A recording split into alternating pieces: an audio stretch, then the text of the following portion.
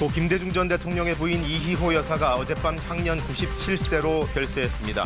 이 여사의 장례는 사회장으로 치러지며 빈소는 신촌 세브란스 병원 장례식장에 마련됩니다. 헝가리 다뉴브강에 침몰한 허블레아니호가 우리 시각으로 오늘 오후 1시 반부터 인양됩니다. 헝가리 검경이 가해 선방 바이킹 식인호를 조사하는 등 사고 원인 조사도 본격화되고 있습니다. 20세 이하 월드컵 대표팀이 내일 에콰도르와의 4강전을 앞두고 아시아 최고팀의 자존심을 걸고 결승 진출에 도전하겠다며 각오를 다졌습니다. 뉴욕 맨해튼의 한 고층 건물 옥상에 헬리콥터가 추락해 조종사 1명이 숨졌습니다. 사고 원인 조사가 진행 중인 가운데 대표적 관광지인 타임스 스퀘어는 차량 통행이 전면 통제되고 있습니다. 네, 역대 대통령의 부인 하면 대중들에게는 영부인으로서의 삶만 기억되는 경우가 대부분인데 이분은 좀 달랐습니다. 고 이희호 여사, 김대중 대통령의 부인으로서뿐만 아니라 본인이 1세대 여성운동가이기도 했고 또 남편을 행동하도록 만든 조력가이자 민주화운동의 동지이기도 했습니다. 그녀의 별세 소식에 어떤 정치 지도자 못지않은 애도가 쏟아지는 이유입니다. 밤사이 별세한 고인의 빈소가 차려질 병원으로 가보겠습니다. 현장에 강푸른 기자가 나가 있죠. 자, 강 기자, 일부 때는 아직 빈소가 정식으로 차려지지 않았는데 지금은 어떻습니까? 아직도 빈소는 마련되지 않은 상태입니다. 고 김대중 전 대통령의 부인 이희호 여사의 빈소는 잠시 뒤 이곳 서울 세브란스 병원 장례식장에 마련될 예정인데요. 이 여사는 지난밤 11시 37분 향년 97세를 일기로 세상을 떠났습니다. 1922년생인 이 여사는 그간 노안으로 이곳에서 입원 치료를 받아왔는데요. 마지막 순간을 함께한 김대중 평화센터의 김성재 상임이사는 고인이 가족들이 지켜보는 가운데 편안한 모습으로 임종을 맞이했다고 밝혔습니다. 김 이사는 사회장으로 치러질 이번 장례에서 장례위원회 집행위원장을 맡게 됐는데요. 장례위원장은 김 전 대통령과 정치 인생을 함께한 권노갑 민주평화당 상임고문 그리고 장상전 이화여대 총장이 맡습니다. 장례위원회는 오늘 오전 11시 이곳 장례식장 6층 교수회의실에서 기자회견을 열고 이 여사의 유언 등을 발표할 예정입니다. 빈소는 서울 세브란스 병원 장례식장 특 1호실에 꾸려지고요. 본격적인 조문은 오늘 낮 2시부터 시작됩니다. 14일 새벽 6시 발인을 마지막으로 고인은 서울 동작동 국립현충원 김 전 대통령 묘소에 합장돼 영면에 들게 됩니다. 지금까지 서울 세브란스 병원에서 KBS 뉴스 강푸른입니다. 네, 문재인 대통령은 현재 북유럽을 순방 중인데 SNS에 곧바로 메시지를 올려서 이 여사에 대한 추모의 뜻을 밝혔습니다. 우리 시대의 민주주의자였고 여성운동가였다며 그녀의 공적을 기렸습니다. 정치권도 진정한 퍼스트 레이디로 고인을 평가하며 일제히 애도에 나섰습니다. 장혁진 기자입니다. 핀란드를 순방 중인 문재인 대통령은 이희호 여사 별세 소식을 접하고 SNS에 추모글을 올렸습니다. 문 대통령은 이희호 여사가 영부인이기 이전에 여성운동에 헌신한 대한민국 1세대 여성운동가였다고 평가했습니다. 그러면서 우리는 오늘 여성을 위해 평생을 살아온 한 명의 위인을 보내드리고 있다고 애도했습니다. 문 대통령은 또 이희호 여사가 정치인 김대중을 행동하는 양심으로 만든 우리 시대의 민주주의자였다고 덧붙였습니다. 순방을 마치는 대로 고인을 뵙겠다고 한 문 대통령은 고인과 김 전 대통령이 하늘에서 우리의 평화를 응원하리라 믿는다고 덧붙였습니다. 정치권도 애도의 뜻을 전했습니다. 민주당은 민주주의와 인권운동의 거목이었던 이희호 여사의 삶을 존경심을 담아 추모한다고 말했습니다. 또 여성 지도자로서 세상의 등불을 밝혔던 진정한 퍼스트 레이디였다면서 고인의 유지를 받들어 화해와 협력의 시대를 만들겠다고 강조했습니다. 바른미래당은 김 전 대통령을 만나 사무친 그리움을 풀고 한결같이 행복하기를 바란다며 영면을 기원했습니다. 평화당은 이희호라는 이름이 항상 기억될 것이고 국민들도 잊지 않을 것이라며 깊은 조의를 표했습니다. KBS 뉴스 장혁진입니다. 헝가리 침몰 유람선을 인양하기 위한 준비가 모두 끝났습니다. 크레인과 선체를 묶는 작업까지 다 마무리가 됐습니다. 현장 취재 기자를 위성으로 연결해 보겠습니다. 이재희 기자, 인양 시각이 이제 확정이 된 거죠? 네, 헝가리 시각으로 오늘 새벽 6시 반 한국 시간으로 오늘 낮 1시 30분에 인양이 확정됐습니다. 6시간 반. 이렇게 이른 시간에 인양을 하는 것은 현지 날씨 때문인데요. 섭씨 30도가 넘는 더운 낮보다는 이른 오전에 인양을 하는 게 더 수월할 것으로 판단한 것으로 보입니다. 인양이 몇 시간 남지 않은 만큼 이곳 현지에서도 분주한 움직임이 포착되고 있습니다. 크레인선 클라크 아담은 7시간쯤 전 침몰 지점으로 이동해 자리를 잡았고 선체에 결속된 와이어를 고리에 걸어 인양 준비를 마쳤습니다. 정부 합동 신속대응팀은 현재 여러 가지 변수에 대한 검토가 이루어지고 있다고 밝혔습니다. 예고된 대로 오늘 배를 끌어올리면 허블레아니호는 사고 뒤 14일째 만에 인양되는 겁니다. 자, 6시간 반 뒤에 인양 작업이 시작되면 그 이후에 또 배가 물 밖으로 모습을 드러내기까지는 얼마나 시간이 걸릴까요? 네, 우리 신속대응팀은 허블레아니호를 인양하는 데 약 4시간이 걸릴 것이라고 예상했습니다. 헝가리 측도 일단 준비만 완료되면 빠른 시간 안에 인양을 할 수 있다고 설명했습니다. 하지만 이보다 시간이 더 걸릴 것이라는 분석도 많은데요. 선체 안에 물을 빼는 작업과 수색을 하는데 많은 시간이 걸릴 것으로 보이기 때문입니다. 일단 시신 유실을 막기 위해 인양은 매우 천천히 이뤄질 예정인데 한 번에 5cm씩 크레인을 감으면서 천천히 균형을 잡으며 작업이 진행됩니다. 또 선체에서 발견되는 시신의 상태에 따라 수습 과정이 길어질 수도 있습니다. 자, 아직 찾지 못한 실종자분들은 여전히 많이 남아있죠? 네, 지금 찾아야 할 실종자는 모두 7명입니다. 헝가리인 선장도 아직 실종 상태로 남아 있습니다. 실종자들은 배 안에 있을 가능성이 크지만 단언할 수는 없습니다. 실종자 수습과 함께 이뤄져야 하는 게 사고 원인 규명인데 헝가리 검경이 가해 선박을 찾아 조사에 착수한 것으로 알려졌습니다. 부다페스트 검찰청은 현지 시각 어제 오후 5시, 한국 시간으로 자정이 지난 오늘 새벽 바이킹 시기노를 조사했다고 밝혔습니다. 헝가리 검찰은 또 바이킹 시기노 선장이 사고 직후 삭제한 휴대전화 데이터를 복원하고 있습니다. 이에 앞서 한국해양안전심판원과 헝가리의 해양안전조사관들도 바이킹 시기노를 방문 조사했습니다. 수상안전 측면의 조사 활동을 진행했다고 정부 신속대응팀은 밝혔습니다. 지금까지 헝가리 부다페스트 유람선 침몰 사고 현장에서 KBS 뉴스 이재입니다. 다음 소식입니다. 아시아의 자존심을 걸고 결승 진출에 도전하겠다. 내일 에콰도르와의 운명의 4강전에 임하는 20세 이하 월드컵 대표팀이 밝힌 각오입니다. 정정용 감독은 8강전에 이어 또 한 번 파격적인 선수 기용도 예고했습니다. 폴란드 현지에서 하무림 기자입니다. 운명의 4강전을 하루 앞둔 대표팀의 분위기는 밝았습니다. 세네갈과 승부차기 열투를 벌인 지 이틀 만에 첫 훈련이자 에콰도르전을 대비한 마지막 당금질에 나섰습니다. 이번 훈련에서 대표팀은 에콰도르를 공략할 전술을 마련하는 데 집중했습니다. 정정용 감독은 아시아 최고팀의 자존심을 걸고 결승 진출에 도전하겠다는 출사표를 던졌습니다. 지금은 솔직히 제 생각은 프라이드 오브 아시아, 그러니까 아시아의 자존심을 걸고 한번 내일 싸워보고 싶습니다. 또 세네갈전 승부차기 열투로 선수들의 체력적 부담이 있다면서 파격적 선수 기용을 예고했습니다. 뛰지 않는 선수들은 그 체력적 부분에 아무래도 컨디션 조절이 훨씬 낮기 때문에 거기에 녹아드는 전술적인 부분들을 결정을 할 거지만 아무래도 포지션의 변화는 있지 않을까 이렇게 생각을 하고 있습니다. 선수들도 지난달 에콰도르와의 평가전에서 1대0 승리를 거둔 경험을 떠올리며 자신감을 드러냈습니다.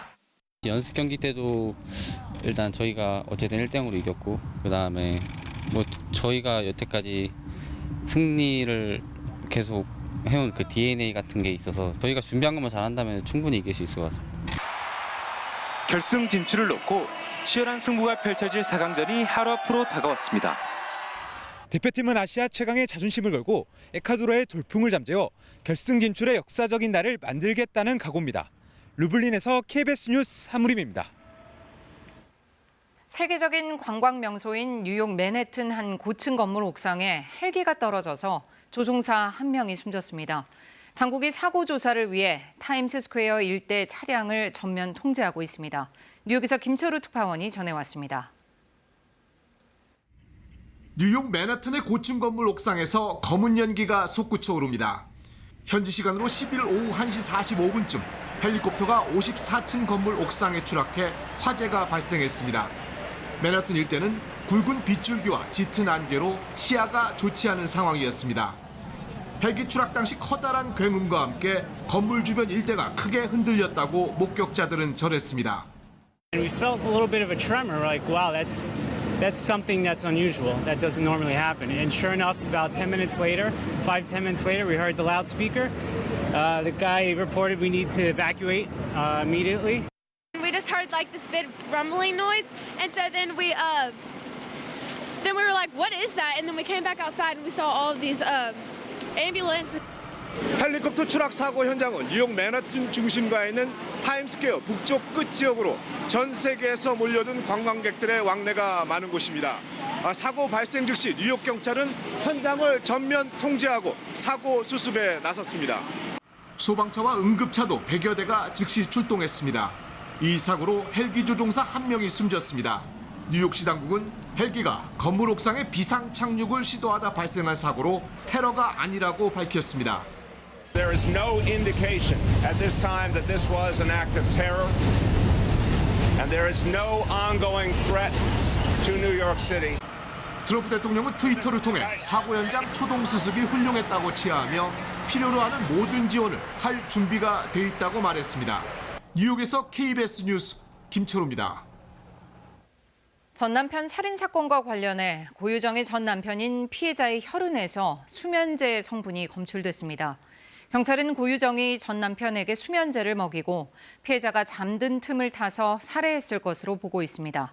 하지만 아직도 범행 동기에 대해선 밝혀낸 바가 없고 초동 수사도 부실했다는 여론이 들끓고 있습니다. 박천수 기자입니다.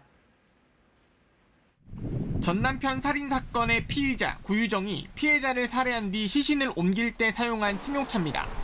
경찰은 2차에서 압수한 이불에 묻어있던 피해자 혈흔에서 수면제 성분인 졸피뎀을 검출했습니다. 사건 발생 전인 지난달 17일 고유정은 충북 청주시의 한 병원에서 수면제를 처방받았는데 국립과학수사연구원의 정밀 분석 결과 피해자 혈흔에서 같은 성분을 발견했습니다.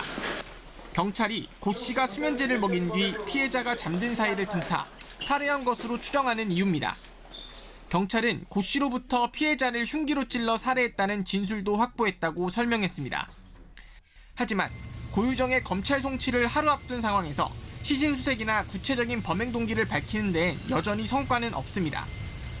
경찰 초동 수사가 부실했다는 비판 여론도 커지고 있습니다. 사건이 발생한 뒤 피해자 차가 사흘 동안 방치됐지만 경찰은 블랙박스를 확인조차 하지 않았고 경찰이 범행을 인지하고 사건 현장인 펜션에 찾아갔지만 이튿날에야 현장 감식에 나섰다는 겁니다. 경찰은 범죄 가능성을 인지하고 있었지만 살인사건이라고는 생각하지 못했고 현장 감식에 대해선 펜션 업주가 늦춰달라고 요청해 하루를 기다린 것이라고 해명했습니다. 경찰은 고 씨에게 수면제 처방을 내준 병원과 약국에 대한 압수수색을 한 데 이어 오늘 최종 수사 결과를 발표할 예정입니다. KBS 뉴스 박천수입니다.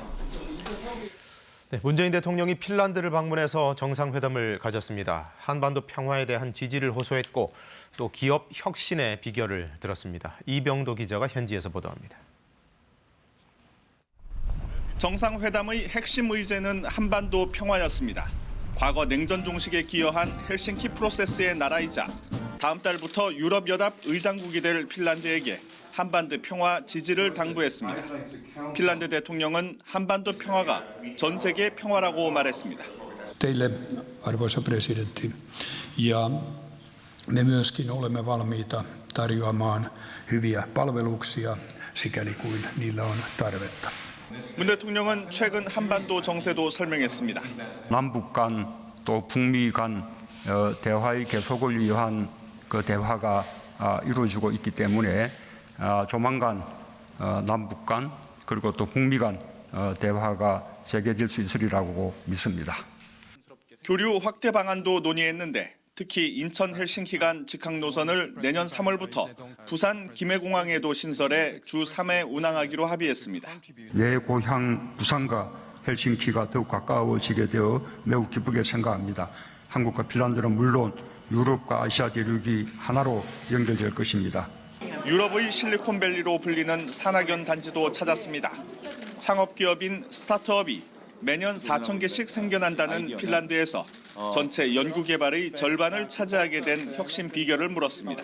모든 혁신은 반드시 기득권과 이렇게 충돌하기 때문에 그런 이제 기득권들의 어떤 반발 같은 것을 어떻게 해결해내고 있는지. We need to look the discussion with open mind and actually also live in uncertainty. 문 대통령은 오늘 오후 양국의 스타트업 기업인 200여 명이 모이는 회의에 참석해 혁신 성장을 주제로 연설을 할 예정입니다. 헬싱키에서 KBS 뉴스 이병도입니다. 개성공단에 입주했던 기업인들이 단체로 미국을 방문했습니다. 공단을 재가동할 수 있도록 직접 설득 작업에 나선 건데 미 의회와 정부 관계자들을 만나서 호소를 할 예정입니다. 워싱턴 서지영 특파원입니다. 개성공단이 폐쇄된 지 3년 4개월여 만에 기업인 대표단이 워싱턴을 방문했습니다. 기업인들은 미 의회와 정부를 상대로 개성공단의 평화적 가치와 재개 필요성을 설득한다는 방침입니다. 미 의회에서 개성공단과 관련해 한국 기업인들의 설명을 듣는 것은 처음입니다. 북측 노동자들이 지급되어지는 임금의 지급 과정 자체가 굉장히 투명하다. 그리고 대량 살상물에 전용되지 않는다. 그리고 달러 박스 아니다. 이 내용들을 중점적으로 이야기를 하고 개성공단 내 생산기업은 120여 개. 최근 시설 점검을 위해서 방북 신청을 승인받았지만 비핵화 협상이 교착되면서 북측으로부터 허가를 받지 못하고 있습니다. 개성공단에만 사업장이 있던 데들은 사실상의 휴폐업 상태고 하여튼 90% 이상의 기업이 개성공단이 닫힌 다음에 상당한 어려움을 겪고 있습니다. 하지만 개성공단 재개까지 넘어야 할 산도 만만치 않습니다. 유엔 결의안 237호는 북한과의 합작 사업을 금지하고 있고 북한 노동자에게 현금을 지급할 경우 제재를 위반할 수 있습니다. 이에 따라 개성공단 기업인들은 미 국무부 관계자도 만나 공단 재개가 북한 내 시장 경제를 촉진시켜 비핵화로 유도하는 선순환을 이룰 수 있다는 점도 강조할 계획입니다. 이런 가운데 미 국무부는 이달 말로 예정된 한미 정상회담에서 한미 동맹 강화와 비핵화 협상 재개 방안이 논의될 예정이라고 밝혔습니다. President Trump and President Moon will continue their close coordination on efforts to achieve the final, fully verified denuclearization of the Democratic People's Republic of Korea. 싱가포르에서 1차 북미 정상회담이 열린 지 내일이면 꼭 1주년이 됩니다. 미 국무부는 역사적으로 모든 협상은 기복이 있었다며 쉽지 않은 일이라고 전제하면서도 협상 재개를 위해 최선을 다하고 있다고 밝혔습니다. 워싱턴에서 KBS 뉴스 서지영입니다. 정부가 제출한 추경안 심사가 국회에서 47일째 표류하고 있습니다. 여권은 고위 당정청 회의를 열어 한국당의 국회 복귀를 압박했지만 자유한국당은 총선용 추경이라며 당장은 협조할 뜻이 없음을 강조했습니다. 다만 이 물밑에서는 협상의 진척이 좀 있는 것으로 보입니다. 정유진 기자가 보도합니다. 현 정부 들어 처음 열린 확대 고위 당정청 회의. 시작부터 추경이었습니다. 추경안이 제출된 지 47일이 흘렀고 국회법에 명시된 6월 국회조차 열리지 못한 상태로 추경의 생명은 타이밍인데 지금이 마지막 기회라는 겁니다. 세계 경제 둔화에 대처하는 데는 여야, 노사, 정부 기업이 따로 있을 수가 없습니다. 민생 추경을 강조하며 한국당의 국회 복귀를 압박했습니다. 강원도민과 포항 시민들이 특별한 지원을 요구하는데도 그 심의조차 만들고 있는 것은 한국당은 민생 추경이 아닌 총선 추경이라며 오히려 대여 공세를 강화했습니다. 경제를 잘 운영했다면 추경이 필요했겠냐며 총선용 선심 추경이라고 각을 세웠습니다. 총선에 눈이 멀어서 선심 예산 풀겠다는 것 아니겠습니까? 세계 경제 탓, 야당 탓, 추경 탓만 한다며 경제정책 대전환을 촉구했습니다. 그동안은 현실 부정 전략을 했다면 이제는 남탓 전략으로 바꾼 것입니다. 절대로 이 정부의 정책 실패는 인정하지 않습니다. 이런 가운데 물밑 협상에선 합의한 문구에 상당 부분 의견이 접근한 것으로 전해졌습니다.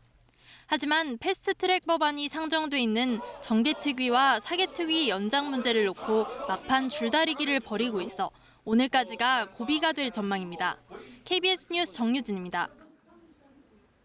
삼성 바이오로직스 분식 회계 의혹과 관련해 오늘 삼성전자 정현호 사장이 검찰에 소환됩니다. 검찰은 지난해 바이오로직스와 자회사인 바이오에피스에서 조직적으로 증거를 인멸하라고 지시한 사람이 이재용 삼성전자 부회장의 최측근, 바로 정현호 사장이라고 보고 있습니다. 이 수사의 끝에는 이제 이재용 부회장이 남아 있습니다. 정세배 기자입니다. 삼성 바이오로직스의 분식회계 의혹을 수사하는 검찰이 정현호 삼성전자 사업지원 TF 사장에게 오늘 출석하라고 통보했습니다. 정 사장은 2017년 해체된 그룹 미래전략실의 후신인 삼성전자 사업지원 TF의 수장입니다. 미래전략실이 해체된 뒤 사장급 인사로는 유일하게 삼성에 남았을 정도로 이재용 삼성전자 부회장의 최측근으로 꼽히는 인물입니다. 검찰은 정 사장이 지난해 바이오로직스와 자회사인 바이오에피스에서 벌어진 증거인멸을 최종적으로 지시한 것으로 보고 있습니다. 검찰은 지금까지 증거인멸을 지시한 혐의로 삼성전자 부사장 3명을 구속했는데 이 같은 계통의 정점이 정 사장이라는 겁니다. 검찰은 정 사장을 상대로 증거인멸을 지시하고 보고받은 전 과정을 집중 추궁할 방침입니다. 일단은 증거인멸과 관련된 조사가 우선이지만 이번 사건의 본질이라고 할 수 있는 분식회계 의혹에 대해서도 조사가 이뤄질 것으로 보입니다. 나아가 분식회계의 목적, 즉 이 부회장의 경영권 확보와의 연관성도 캐물을 방침입니다. 검찰은 정 사장에 대한 조사를 마치는 대로 구속영장 청구 여부를 결정할 방침입니다. 또 삼성그룹의 사실상 2인자인 정 사장에 대해 검찰이 신병을 확보할 경우 향후 이재용 부회장에 대한 소환도 불가피할 것으로 보입니다. KBS 뉴스 정세배입니다. 국민청원을 할 수 있는 청와대 게시판에 동생이 학교에서 잔혹한 집단 괴롭힘을 당해왔다는 글이 올라왔습니다. 누나가 직접 올린 사진과 사연들은 학생들이 한 짓이라고 하기에는 그 수법이 너무 악랄해서 네티즌들이 공분을 하고 있는데요. 이 피해 학생은 엎친 데 덮친 격으로 교통사고로 중상을 입고 의식을 찾지 못하고 있습니다. 박미영 기자가 이 학생의 사연을 취재했습니다. 충북 제천의 한 고등학교에서 동생 A군이 친구들에게 집단 괴롭힘과 폭력을 당해왔다며 피해 학생 누나가 청와대 게시판에 국민청원을 올렸습니다. 가해 학생들이 A군에게 툭하면 술, 담배 심부름을 시키고 구타와 폭언을 일삼았다. 장난삼아 성폭력을 저지르며 온갖 모욕을 주었다. 억지로 술을 먹인 뒤 잠들자 발가락에 휴지를 꽂아 불을 붙여서 발등에 화상을 입었다. 증거 사진과 함께 올라온 사연들은 학생들 짓이라곤 차마 믿어지지 않을 정도입니다. 이런 사연이 온라인과 SNS 등을 통해 퍼져나가자 사흘 만에 3만 명 넘는 인원이 청와대 국민청원에 동참했습니다. 설상가상, 교통사고로 중상을 입은 A군은 병상에서 사경을 헤매고 있습니다. 아이고, 일어났어. 엄마 그러시길 바랬더니 자기를 공원 생활할 것 같은데 학교에까지는 생각 안 해봤어야지. A군은 올 들어서만 결석을 20번 넘게 하는 등 학교 생활에 어려움을 겪어왔습니다.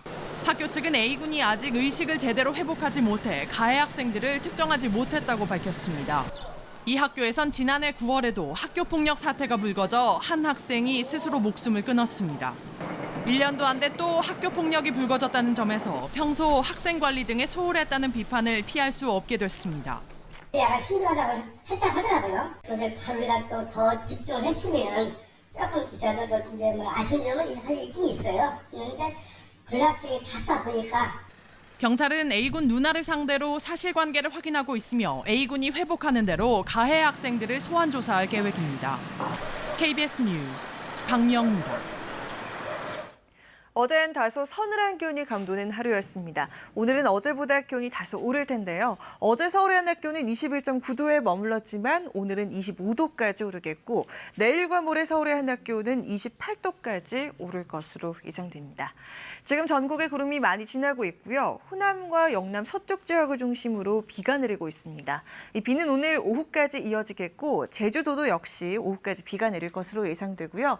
또 대기 불안정으로 인해서 강원 영동 지역 또 낮까지 비가 이어지겠습니다. 예상되는 비양은 호남과 경남 서쪽 지역, 제주를 중심으로 5에서 20mm가량, 강원 영동 지역은 5mm 정도가 되겠고요. 경북 지역은 아침까지 산발적으로 빗방울이 떨어지겠습니다. 강원 산간 지역을 중심으로 짙은 안개가 무척 끼어 있으니까요. 교통안전 주의하셔야겠습니다. 현재 기온은 서울이 16.6도, 춘천 13.4도, 대구 17도 보이고 있습니다. 한낮 기온 어제보다 2도에서 4도가량 더 올라서 춘천과 청주, 대전, 대구 26도, 광주와 창원 24도, 강릉은 19도까지 오르겠습니다. 물결은 제주 해상과 남해상, 동해상을 중심으로 최고 2.5m로 다소 높게 일겠습니다. 날씨였습니다. 김학의 전 법무부 차관이 지난주 재판에 넘겨지면서 수사가 일단락됐지만 여지는 계속되고 있습니다. 박근혜 정부 당시 수사 외압 의혹과 관련해 검찰이 무혐의 결론을 내린 데 대해 뒷말이 많은데요. 특히 당시 초동 수사를 맡았던 경찰 쪽 관계자들이 비판의 목소리를 높이고 있습니다. 보도에 방준원 기자입니다. 청와대 직권남용과 관련된 수사 결과 발표에 가장 크게 반발한 경찰 관계자는 이세민 당시 수사기획관. 이 기획관은 박관천 당시 청와대 행정관, 이성한 전 경찰청장 등에게서 외압을 받았고 좌천성 인사까지 당했다고 주장했지만 검찰이 받아들이지 않았다고 주장합니다. 그 당시에 제가 갑자기 이제 발령이 났는데 발령이 나는 사유에 대한 설명을 들은 적이 없습니다. 이른바 별장 동영상을 청와대에 보고했는지도 논란입니다. 검찰은 당시 경찰 고위 관계자가 동영상 등 관련 첩보 내용을 상세히 보고받지 못해 청와대에 보고하지 못했다고 발표했습니다. 하지만 당시 수사팀 관계자는 수사국장한테 계속해서 동영상 실체가 있다는 등 보고를 했는데 윗선의 얘기만 믿고 우리가 허위 보고한 것처럼 발표했다고 밝혔습니다. 반발이 이어지고 있지만 수사 결과에 영향을 주진 못할 것으로 보입니다. 검찰이 과거 사위에서 수사 권고받은 대상은 당시 민정수석이던 곽상도 자유한국당 의원과 당시 민정비서관이던 이중희 변호사. 검찰 관계자는 현재 반발하는 사람들은 당시 곽상도 민정수석과 이중희 비서관과 직접 소통하는 사람들이 아니다라며 둘과 직접 소통하는 경찰 고위 관계자는 외압이 없었다고 진술했다고 설명했습니다. 논란이 된 동영상 내용 등 보고 여부는 경찰 내부의 문제인 것 같아 수사 대상으로 삼기 어려웠다며 선을 그었습니다. KBS 뉴스 방준원입니다.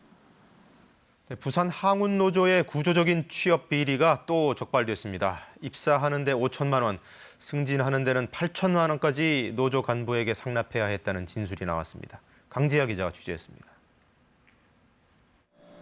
부산 항운노조 비리는 노조 가입부터 시작됐습니다.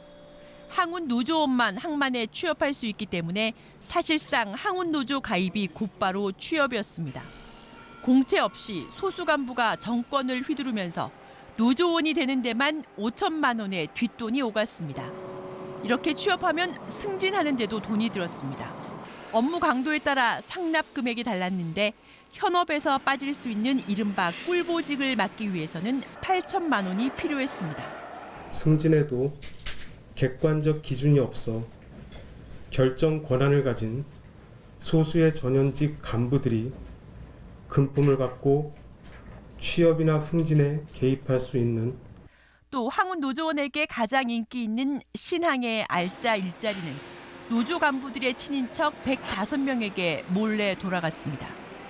일용직 공급권을 독점하도록 해주는 대가로 7억 원가량을 주고받은 터미널 운용사와 일용직 공급업체 간부 등 6명도 적발됐습니다. 검찰은 전직위원장 2명 등 모두 31명을 배임 수재와 업무 방해 등의 혐의로 기소했습니다. 이로써 항운노조 위원장은 지난 30년 동안 7명 전원이 모두 구속되는 나쁜 전례를 남겼습니다. 부산 항운노조는 뒤늦게 쇄신책을 내놨습니다. 신규 총회 안에서는 문호를 열어주고 항만 분야에 취업을 하고자 하는 일반 시민들한테 그 기회를 부여를 해서 그러나 이런 면피성 쇄신책이 얼마나 효과가 있을지 의심스럽다는 지적이 나오고 있습니다. KBS 뉴스 강지아입니다. 현지 시간으로 9일 미국 텍사스주 댈러스에 엄청난 강풍이 불어닥쳤습니다. 그 바람에 공사장 타워 크레인이 이렇게 무너지면서 인근 아파트를 그대로 덮쳤는데요. 아파트가 크레인에 무너져 내리면서 1명이 숨지고 6명이 다쳤습니다. 아찔했던 이 순간을 로스앤젤레스 최동혁 특파원이 전해왔습니다. 건설 중인 도심 빌딩 위로 구조물이 강풍에 날아갑니다. Oh my God, the crane is falling over. Oh my God. Oh my God. 공사 현장에 서 있던 거대한 타워 크레인도 속절없이 무너져 내립니다. 엿가락처럼 휘어진 크레인은 인근 아파트 건물을 덮쳐 외벽에 처박혔습니다. My walls started to shake a bit. I look out and the entire courtyard had just turned completely white and gray from debris. 종이장처럼 아파트 건물이 부서졌고 외벽은 뜯겨 나갔습니다. 주차장에도 건물 파편이 무너져 내려 자동차들이 처참하게 부서졌습니다. And we look over to the right and we see a gentleman kind of dangling in his car that's like facing straight down. And so me and my other neighbor, we were just kind of like, we can't leave him like that. 현지 시각 9일 오후 미국 텍사스주 댈러스 도심에서 강풍으로 공사 현장에 타워 크레인이 무너지면서 1명이 숨지고 6명이 다쳤습니다. Because the closest fire exit was closer to the crane. I was like, I'm not going that way, so I went the other way, and then that's when you notice the cars, how much damage is actually done. 사고 당시 댈러스에는 강풍과 우박주의보가 내려져 있었고 일부 지역에선 토네이도도 불었습니다. 휴일 오후에 벌어진 이번 사고로 날벼락을 맞은 아파트 주민들은 모두 긴급 대피하기도 했습니다. 로스앤젤레스에서 KBS 뉴스 최동혁입니다. 네, 풀밭에 수백만 마리의 메뚜기 떼가 날뛰고 있습니다. 풀과 나무는 물론 마을 안으로 들어온 메뚜기 떼는 인근 콘크리트 건물도 가득 메우고 있습니다. 이탈리아 남부 샤르데니아에서는 수백만 마리의 메뚜기가 날아와서 약 2,000헥타르 경작지에 심은 농작물이 황폐해졌습니다. 전문가들은 평년에 비해 기온이 낮은 5월이 지난 뒤에 갑자기 온도가 급상승하면서 메뚜기 유충이 한꺼번에 성체로 자란 것으로 보고 있습니다. 언덕 위 주택가에서 연기가 피어오르는데요. 현지 시간 10일 로마 인근의 로카 디파파 마을에서 도로 공사를 하다 가스가 폭발해서 어린이 3명을 포함한 주민 9명이 부상을 입었습니다. 폭발 후 거대한 연기는 26km 떨어진 로마에서도 관측됐습니다. 현재 소방대원들은 인근 건물의 주민을 모두 대피시키고 주변을 폐쇄했습니다. 비닐봉투에 큼지막한 다이아몬드가 담겨 있는데요. 세계에서 가장 많이 다이아몬드를 생산하는 알로사에서 최근 직원들이 다이아몬드를 몰래 빼돌리다 러시아 경찰에 적발됐습니다. 러시아 경찰은 용의자 3명 가운데 1명인 알로사 직원의 집에서는 300만 달러 상당의 다이아몬드와 250만 달러의 현금을 발견했다고 밝혔습니다. 알로사는 지난해에만 3,670만 캐럿의 다이아몬드를 생산했습니다. 지금 세계는입니다. 유명 인터넷 커뮤니티인 보배드림에 희귀병을 앓고 있다는 40대 가장의 사연이 올라오면서 화제를 몰고 후원금 답지로도 이어졌는데요. 알고 보니 돈을 노린 거짓 사연으로 드러나 검찰이 수사에 나섰습니다. 양민철 기자가 보도합니다. 지난달 유명 인터넷 커뮤니티에 올라온 장문의 글입니다. 광모 씨는 자신이 40대 가장인데 희귀병을 앓고 있다며 월세를 낼 수 있도록 도와달라고 호소합니다. 같은 40대로서 마음이 아팠어요. 이 사람이 집만 해결할 수 있다면 다른 쪽으로도 일을 하든 뭐라든 생활해 나가지 있지 않을까. 10여일 뒤 곽 씨는 글을 올리니까 집으로 음식물 쓰레기가 배송됐다는 글을 추가로 올렸습니다. 이 글이 큰 동정심을 불러일으켜 2주 만에 곽 씨 본인이 밝힌 것만 4천만 원에 달하는 후원금을 받았습니다. 하지만 운영자 측이 IP 주소를 확인해 보니 쓰레기 택배 사건은 곽 씨 스스로 후원금을 받기 위해 벌인 자작극임이 드러났습니다. 택배를 보낸 사람과 받은 사람이 동일인으로 확인된 겁니다. 그냥 다르게 좀 각색을 해서 쓴 사실은 있어요. 그게 쓰레기 택배고요. 이에 곽 씨를 후원했던 누리꾼 중 57명이 사기 혐의로 곽 씨를 서울 남부지검에 고소했습니다. 해당 사이트 측도 후원금 피해자 카페를 개설해 나머지 피해자들과 함께 다음 주 중으로 곽 씨를 고소할 예정입니다. KBS 뉴스 양민철입니다. 뇌졸중으로 몸의 절반이 마비된 피아니스트가 움직일 수 있는 왼손만으로도 감동의 연주를 해서 화제를 모으고 있습니다.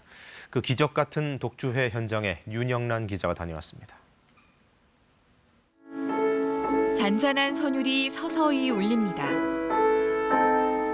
진지한 표정으로 연주에 몰입하는 피아니스트.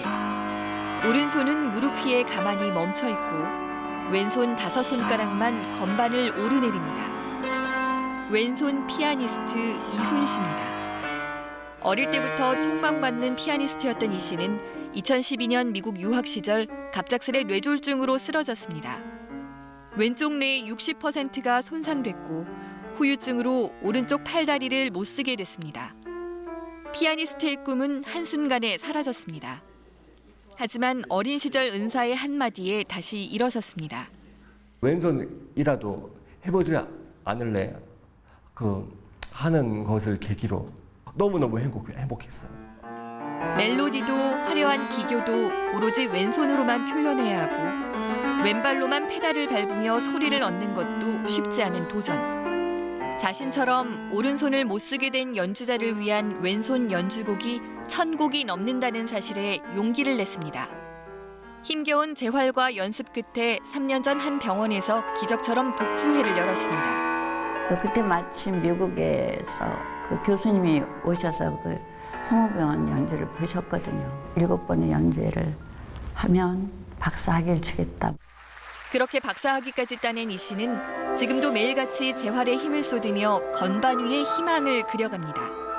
희망이 99%, 절망이 1%. 그렇게 됐어요. 언젠가는 양손으로 피아노를 치는 것을 목표로 너무너무 열심히 하고 있어요. KBS 뉴스 윤영란입니다.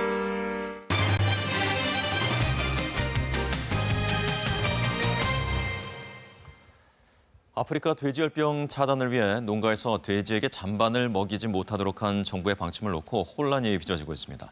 사료업체들과 일부 양돈 농가에서는 제대로 잔반을 가공하면 되는데 왜 금지를 하냐며 반발하고 있는데요. 갈등이 길어질 경우에 잔반 수거 문제를 놓고 대란이 예상되고 있습니다. 박효인 기자입니다. 폐기물법 반대한다. 잔반을 사용하는 양돈 농가와 음식 폐기물 사료업체 관계자들이 농식품부 앞에 모였습니다. 정부가 농가에서 잔반을 직접 걷어 먹이는 걸 다음 달부터 금지한 데 이어 사료로 가공하는 것도 제한하는 방안을 검토하자 반발한 겁니다. 양돈 농가 250여 곳은 정부가 정책을 철회할 때까지 잔반 수거를 무기한 중단하겠다고 밝혔습니다. 중국하고 우리하고 그 비교를 합니까? 왜 우리의 잔반 농가가 왜 희생양이 되는지 이유를 모르겠습니다. 당장 집단 급식을 실시하는 곳에서 혼란이 빚어지고 있습니다. 매일 200kg 가까운 잔반이 나오는 이 초등학교도 급히 수거업체 물색에 나섰습니다. 아무런 예고 없이 이런 법적 상황 때문에 이런 일들이 닥치니까 학교 입장에서는 대단히 난감하고 급식에 차질이 많이 빚어집니다. 여름철엔 특히 폐기물 양이 많은 데다 쉽게 부패해 더 큰 문제입니다. 일단은 잔반을 직접 수거해 처리하는 양돈 농가에서 수거 중단에 나섰지만 잔반 사료 처리 업체가 동참할 가능성도 남아 있습니다. 이들이 처리해온 음식 폐기물 양은 하루 1,200여 톤, 전체의 8%를 차지합니다. 정부는 오염된 잔반이 아프리카 돼지열병의 한 원인인 만큼 사용 금지를 계속 논의한다는 입장이지만 농민들은 경영난을 이유로 거부하고 있어 음식 폐기물 수거난이 우려됩니다.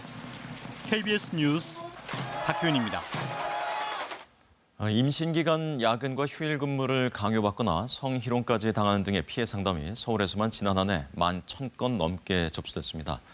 피해 구제를 쉽게 하기 위해서 서울시가 직장맘 권리 구조대를 가동했습니다. 이수민 기자가 취재했습니다. 10월에 출산을 앞둔 직장 여성입니다. 임신 7주차 때 회사에 알렸는데 배려를 받기는커녕 해야 할 업무가 더 늘었다고 합니다. 법으로 금지한 야근이나 휴일 근무도 꼬박꼬박 해야 했습니다. 외근이나 멀리까지 가는 출장 같은 것도 저 혼자 보내고 주말 근무도 생기고 야근도 많이 하고 있어요. 건강 이상까지 생겼지만 상사는 성희롱까지 해가며 압박했습니다.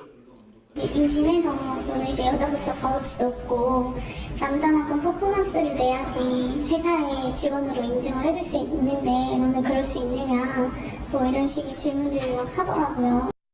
출산 휴가를 쓰자마자 남편과 함께 권고사직을 시키거나 육아휴직 신청을 반려하고 법적으로 대응하라며 배짱을 부리는 회사도 있습니다. 임신과 출산, 육아와 관련해 서울시 상담센터가 접수한 직장인들의 사연이 지난해에만 11,000건이 넘습니다. 이런 직장맘, 직장대디들을 위해 직장맘 권리구조대가 출범했습니다. 피해를 신고하면 전담 노무사가 노동부에 진정을 대신해주는 등 해결을 돕습니다. 출산휴가, 육아휴직 관련 제도들을 당당하게 사용하실 수 있도록 좀 더 힘쓰고자 직장맘 권리구조대를 출범하게 되었습니다. 서울시는 피해 신고가 자주 접수된 사업장은 노동부의 특별근로감독도 요청하겠다고 밝혔습니다. KBS 뉴스 이수민입니다. 지난해 금융당국에 적발된 보험 사기 금액이 역대 최대 규모인 것으로 집계됐습니다. 이 차량 대여가 쉬운 공유 차량 서비스를 악용한 보험 사기나 배달 이륜차 고의 사고 등이 계속 증가하고 있는 것으로 나타났습니다. 이현중 기자입니다. 2차선에서 좌회전을 하는 승합차. 1차로로 끼어들어 뒤따라오던 차량이 들이받도록 유도합니다. 이 승합차는 공유 차량 서비스에서 빌린 차량이었습니다. 공유 차량은 비대면으로 빌릴 수 있고 타인의 아이디와 면허증을 도용하기 쉽다는 점을 악용한 겁니다. 공유 차량으로 학교 선후배 등 77명이 고의 사고를 낸 사례도 적발됐습니다. 무려 110차례의 사고를 내고 보험금 8억 원을 받아 챙겼습니다.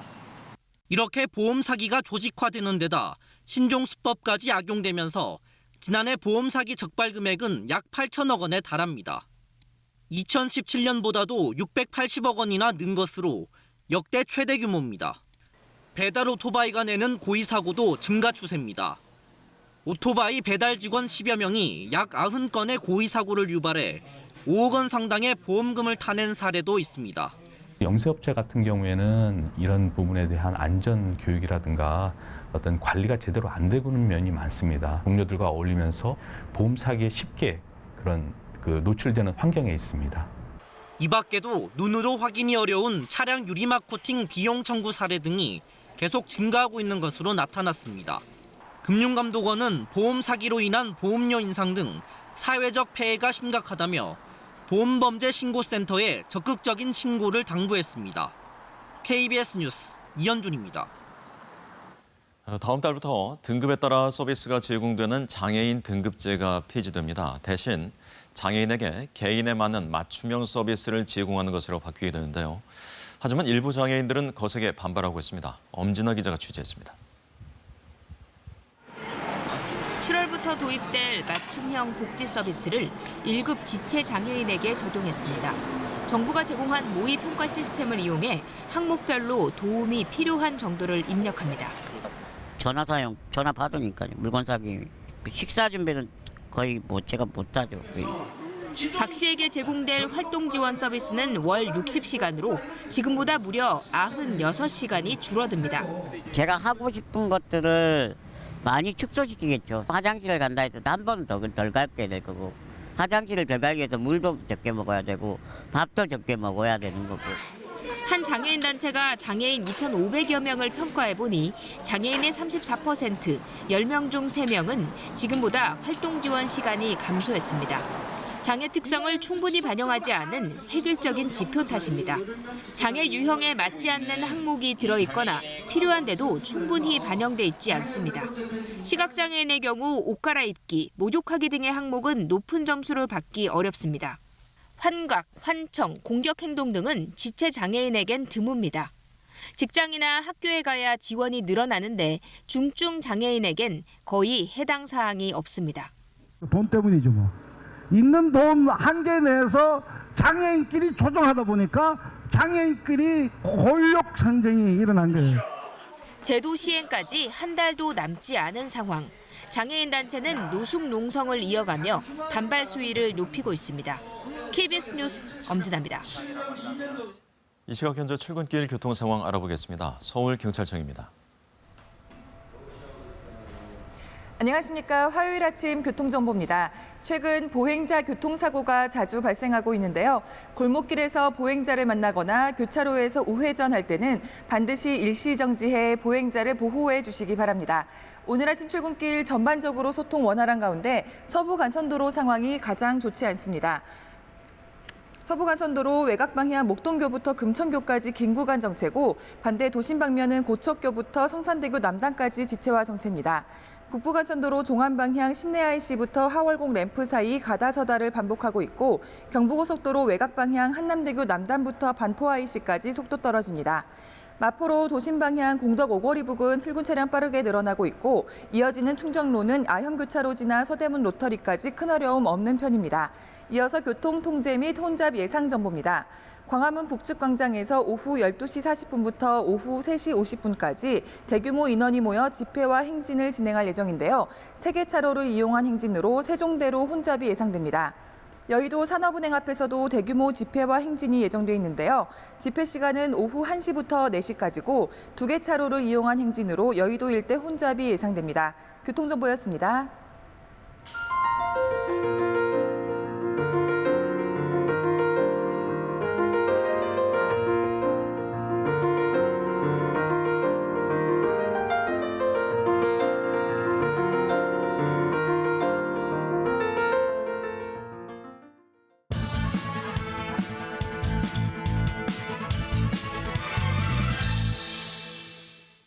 국회가 2달 넘게 문을 못 열고 있습니다. 5월에 이어 6월 국회도 어려운 거 아니냐는 우려도 나옵니다. 여야가 극한 대치를 이어가는 속에 국민들은 자고 나면 정치인들의 막말이나 듣게 되는 요즘입니다. 그제 제1야당에선 대통령의 북유럽 순방을 철렵을 떠난 것처럼 보는 대변인 논평이 나왔습니다. 막말 논란이 일어난 건 이 철렵이란 말에 질이란 전미사를 붙여 철렵질로 표현한 것 때문입니다. 흔히 직업이나 직위, 행위에 질이란 전미사를 붙이면 비하의 뜻이 담기게 됩니다. 대통령의 해외 순방을 철렵으로 보는 게 맞느냐는 차치하고라도 공당에서 나온 말치곤 거칠기 짝이 없습니다. 지난 6일 대통령이 현충일 추념사에서 김원봉을 언급한 것과 관련해선 문재인 대통령은 빨갱이다는 말까지 나왔습니다. 불과 몇 달 전 5.18 유가족을 괴물 집단으로 비하하거나 세월호 유가족에게 진짜 징하게 해먹는다는 듣기에도 민망한 막말도 있었습니다. 같은 정치 진영이나 지지층 가운데는 이런 막말을 속 시원하게 말 한 번 잘했다고 하는 사람도 있겠지만 진영이나 세력을 떠나 막말에 박수칠 국민들이 과연 얼마나 되겠습니까? 지금 국민들이 듣고 싶어하는 말은 막말이 아닙니다. 청년들은 취업난의 아우성이고 경제 지표들은 적신호가 켜졌습니다. 북핵 문제 등 외교적 난제들도 쌓여갑니다. 국회가 이런 논의는 하지 않고 정치인들은 상대 진영에 대한 적대감을 막말로 키우고 있으니 국민들 시선이 고울 리 없습니다. 총선을 앞두고 이런 막말이 계속될까 우려됩니다. 정치인이 막말을 통해 상대 진영에 대한 최전방 공격수인 것처럼 자신을 포장하고 순식간에 회자되는 유명세를 타려고 계산했다면 그 유명세를 유권자들은 심판할 것입니다. 정치인들의 막말 행진은 국회 솜방망이 징계나 늑장 징계가 부른 결과일 수 있습니다. 정치인들의 망언과 막말은 국민의 삶을 피곤하고 힘들게 하고 나아가 정치 불신과 혐오를 부를 수 있습니다. 막말은 정치가 아닙니다. 뉴스 해설이었습니다. 어젠 다소 서늘한 기온이 감돌았는데요. 어제 서울의 한낮 기온이 21.9도에 머물렀습니다. 오늘은 그보다 조금 더 높은 25도 예상되고 내일과 모레 서울의 한낮 기온은 28도까지 오르겠습니다. 지금 전국에 구름이 많이 지나는 가운데 영남 서쪽 지역과 호남을 중심으로 비가 내리고 있는데요. 이 지역들은 오늘 오후까지 5에서 20mm가량의 비가 내리겠습니다. 제주도도 역시 5mm 미만의 비가 오후까지 더 이어질 것으로 예상되고요. 강원 영동은 낮까지 5mm 정도의 비가 내리겠습니다. 경북 지역도 아침까지 산발적으로 빗방울이 떨어지겠습니다. 강원 산간 지역을 중심으로 짙은 안개가 낀 만큼 교통안전 주의하셔야겠습니다. 현재 기온은 서울이 16.6도로 어제보다 약간 높게 출발하고 있고요. 한낮 기온 어제보다 2도에서 4도가량 더 올라서 춘천과 청주, 대전, 대구 26도, 광주와 창원은 24도, 강릉은 19도까지 오르겠습니다. 물결은 동해상과 남해상, 제주 해상을 중심으로 최고 2.5m로 다소 높게 일겠습니다. 날씨였습니다. 네, 뉴스광장 오늘 순서 여기서 마치겠습니다. 시청해주신 여러분 고맙습니다.